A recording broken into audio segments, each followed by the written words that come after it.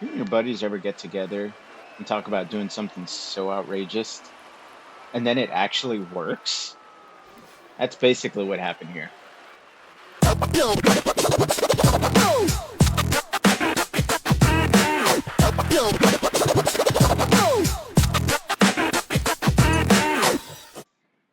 All right, so we got some friendly banter in the chat, and as you can see, we got another Dirty Watts rider in there. So, how this started was after, I don't know, one of the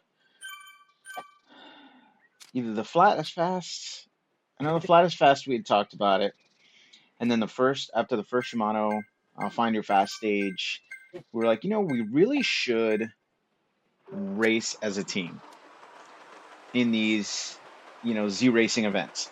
Got a few of us in there, and why not? As you can see, we get out the gate, put a little pressure, um, already off the front and holding a little bit more than I thought I would at this point. I thought we would kind of start off quickly and then settle down, but we're still in the, popping into the 2-300s. And so myself, JD, Peter Twit, and um, Everyday Zwifter Easy decided to join forces and really make a mess of how the race was going to go. We were going to do our best to, control not only how we operate, but also, control the race. And, like I mentioned before, we got Darren in there from Dirty Watts, who's another teammate. He just wasn't aware that this is what was going on. But you'll see that Darren did a great job of, kind of figuring out what was happening. And so once people saw that there were, four riders with the donut jerseys on, they kind of assumed what was going to happen or what was going on. And so again, um, we're right now just kind of staying in the group as we go through this first lap. The idea was, this first lap we will just kind of assess, use our strengths to kind of keep an eye on the group. I was going to make sure that if there were any attacks that went, I was going to pursue, and attacks that I thought would stick, because you'll see coming up shortly that, one of the guys starts to kind of push off the front as we start to ease up this 2.5% slope. I'm doing my best not to put too much pressure on myself, because at the end of the day, this is still the first lap. We got 2 laps to go. There's a couple main, features uh, in this course where if you don't watch it, you'll end up, wasting quite a bit of power. And so you see that one rider goes off the front, and I just kind of keep him, I stay off the front, keep the pace, keep a little pressure on the pace, bumping into the, upper 200s, low 300s. You can see their fire socks went off there because they were, putting the pressure on, trying to get away. I eased back a little bit because at the end of the day, we were like, hey, let's let's monitor. And you'll hear me, kind of mumble in the audio, but I was asking like, hey, how far do we want to let this guy go out? Because depending on the person's strength, we may or may not want to let them get too far. Because even though we've got a couple good steep climbs that we can use to, bridge that gap, that could hurt us if we let them go out too far. So as we come down the backside of the castle hill here, heading into the Bray, I've still got my feather. I decided not to use it going up that incline, because when it comes to stages like this where you have, two power ups and they can kind of flip flop, you never know what you're going to get. And so I decided to hold on to it until we get through this castle climb here, so that way I can kind of pursue anyone that went on the attack. And sure enough, there's one person there that rode up front. I followed in behind him, and as I was starting to see, myself get closer. I was easing off the pace a little bit because I didn't want to blow past them. I wanted to catch up, but not make, you know, not drop them and waste my own efforts. And so you can see as, that happens, everybody kind of catches up. We get to the Bray, which, my opinion, the Bray is such a easy climb, that it really isn't necessary to hold on to your feather until here. Yeah, it does have that steep little, couple percent slope, but if you're if you have a good race strategy, I don't think it's necessary to hold on to the feather till here. So as I go through the Bray, I end up getting another feather, which is great. And that's one of the things that, so we were on Discord communicating with each other. And one of the things that Peter pointed out after the fact, and, we had talked about it as well, is while we're racing, we're calling out saying, hey, I've got this power up. This is kind of my intention on where to use it. I see other people kind of rolling through, let's like we were able to communicate tactically what we can do, where we're at. And so, at this point, we're just kind of all clustered together again, holding in the pack, still going a little bit harder and a little bit faster than I thought we would. We're in the, 30-kilometer-an-hour range climbing at this point, and, holding, you know, not quite 300 watts, but mid 200s, upper 300s in these little pushes. Again, someone else goes off the front. You see person on a blue Tron bike kind of push through the middle there, and I start to ease off a little bit because at this point I'm going to try and get some, get as much rest as I can, knowing that the Clyde kicker is coming up, and that's going to be the next main spot where people are going to want to break away. Because if you look at the terrain profile, the Clyde kicker gives you a great opportunity to not only launch off the Clyde, but and then there's a series of undulating hills that are just steep enough that if you hit it right, you can power over those hills, and then now you're, effectively 2 to 3 hills in front of the peloton. And so as they lose steam, if they lose steam, you're slowly starting to, work your way up, because as they're coming up the hill, you could be going down the hill and building momentum. And so still here in the group as we start to enter the Glasgow area.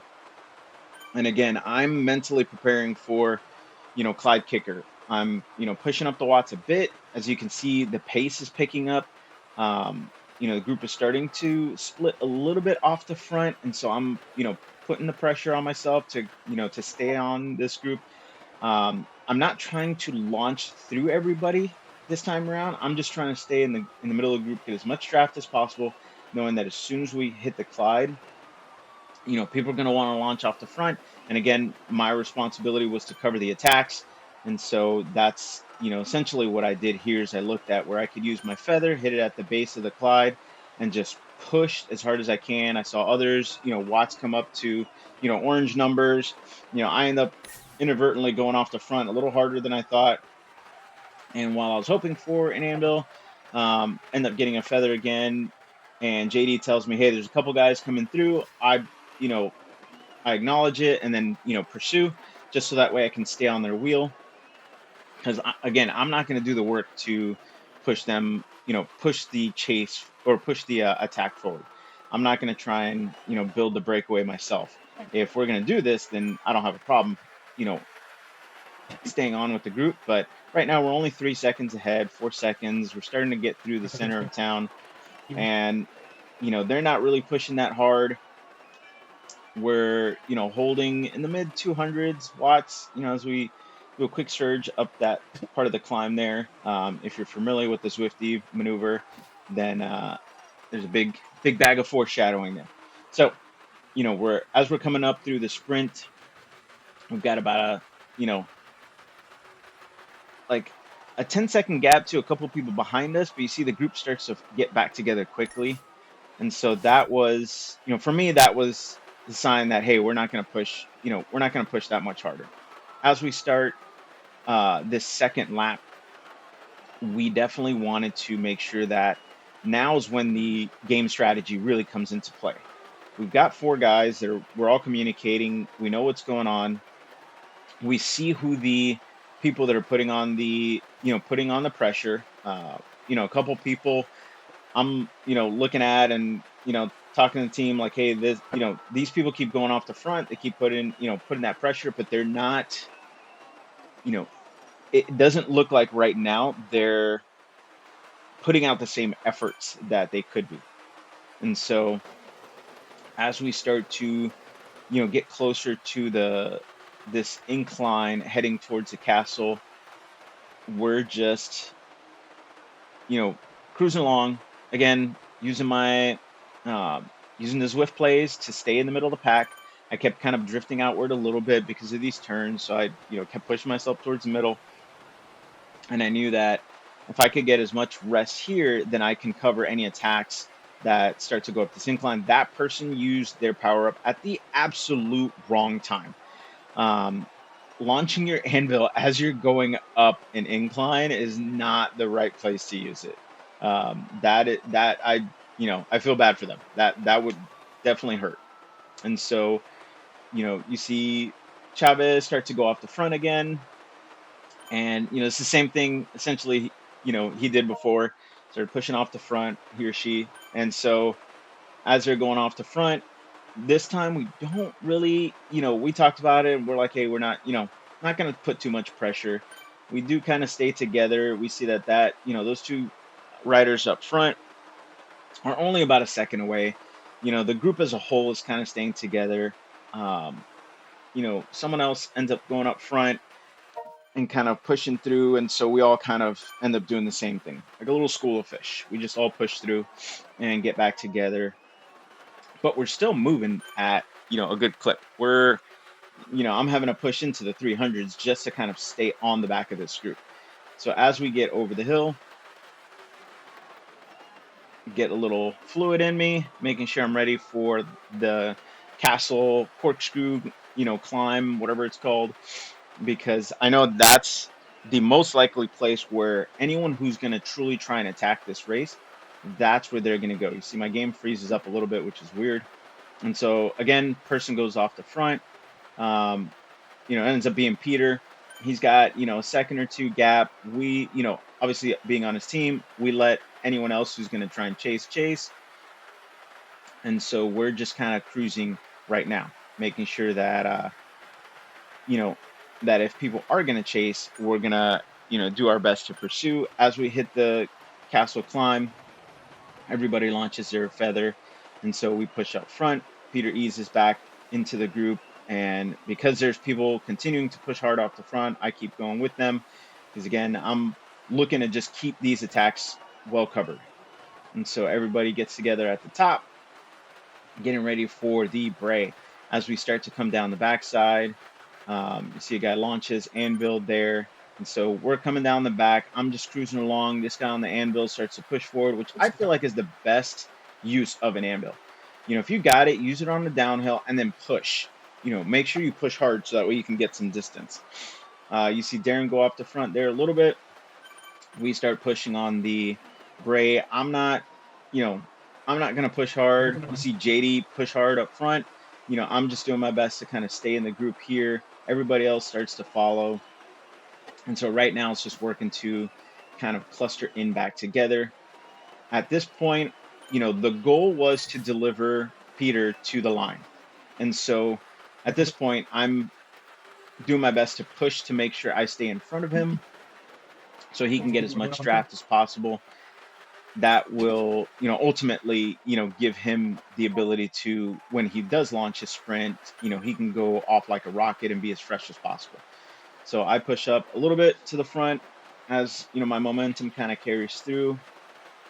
And again, at this point, because we're in between kind of major, land features on this map, I'm looking at just getting as much rest as possible, getting as much fluid in me as possible. You can see my shirt's changing colors there because it was hot and we were on it. And so the group really does its best to stay together. At this point, we've split up the group as much as possible. We've got 13 riders in this group. We got, a group of looks like one person behind us, 20 seconds behind, and then another group of three about 50 seconds behind. So at this point, no one's, the people that are in this 13 rider cluster, we are the ones that are going to take it to the line. And so as we continue this slight incline back into the city, I'm not trying to push hard, but also trying to make sure that I stay in the in the core of this group, stay in front of Peter, and just keep riding as best as possible. Again, you see someone there that used their use their anvil. I think at a good spot. They hit it right as they were coming over the top of the hill, but again, they hit it and they just kind of coasted, which I feel like, yeah, 15 seconds of not pushing hard is going to be good for you, but is it really going to be enough time to get you ready for the Clyde kicker, get you ready for this little 3% incline? I don't know. I just don't see it. And so I think if you're going to use a power up strategically and make a move with it, especially something like that. And so you see someone start to push off the front there. JD's like, hey, I'm going to push too. He's, pushing the pace up. At that point, everybody's starting to push the pace hard. And so we're at this point just looking to, I'm looking to not only cover the attacks, but I let Peter know in the chat, like, hey, we're gonna, this second time up the Clyde, we're gonna launch. Like, I'm gonna take off, keep behind me, and I will deliver you to the base of what, if you watch Zwifty Zwifter's channel, you'll know exactly where, I should be able to deliver him. And so, I push hard, push up front, get through these kind of undulations. Peter's right there behind me. I got Darren there behind me, if he wants to help too. And so we're basically ready to go. I'm not gonna lead the pack, but at the same time, I'm gonna do my best to kind of cover as I push through. I just keep moving forward, knowing that Peter could come up behind me at any time, launch through me, and go. And that's exactly what starts to happen here. You see him fly through this hill right here and launch. So I, not purposely trying to bring him back, but I stay on the pedals because I've already got, a few meters gap on everybody. And so I'm just going to continue pushing, making sure that, I cover his ability to kind of stay ahead. Once I saw that, I rounded that corner, started the sprint, and saw that, he was already basically across the line, I just eased off, saved my legs for the everything bagel stage of the ZRL. Ended up in 6th place, which is fine with me because, as you can see, we split that group really good on the back of that climb. And so it was exactly what we had talked about, exactly what we had planned, but way more entertaining in the moment because, again, we're on Discord talking, communicating who's doing what, who's going where, Great job, and really just making sure that we cover the maneuvers strategically without wasting watts. And so, again, it was a great time. I would highly recommend you check out JD's coverage of it, because he has the full audio of everything that we were talking about and how we were negotiating the stage. And so, again, check his channel out for all the commentary. Take care, guys, and see you on the next one. Guys, Miguel, from that thing you just watched, if you know where that reference is from, please leave it down in the comments. If you enjoyed this video, please hit the subscribe button, watch videos, playlists, whichever pop up. But thank you so much for joining me on this journey, and I hope to see you next time.